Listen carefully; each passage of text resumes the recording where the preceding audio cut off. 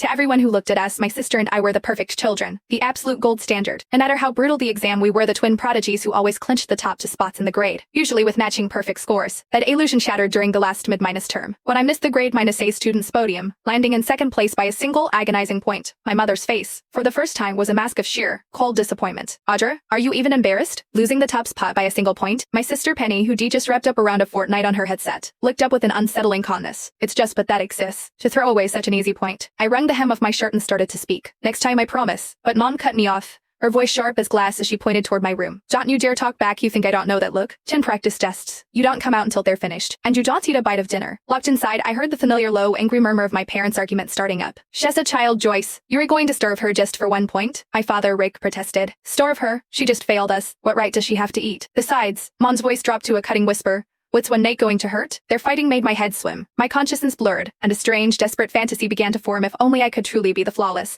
gold-nettled child my mother wanted. The next second, a sterile, synthesized voice whispered in my ear. Congratulations, player. You have successfully triggered the Golden Child system. Do you wish to activate? When the Golden Child system actually materialized before me, not as a ghost, but as a chillingly real interface, I hesitated. What's the cost? I whispered, my heart hammering. The cost? You will be entirely overwritten by the perfect persona. To put it simply, upon system activation, the you are now will cease to exist. The raw sound of my parents' argument continued to echo from the hallway. You blame me for being hard on her? What other choice do I have? Mom wailed. The fortune teller said Penny is a born savant, a golden ticket, but Audra is a remedial class waiting to happen. We liquidated almost everything, sold the custom house and the good car just to afford the best tutors and brain-minus boosting programs to claw our way back to good grades for Audra. And now she's slipping. She isn't the prettiest, Rick. And if she doesn't have perfect grades, what will she have?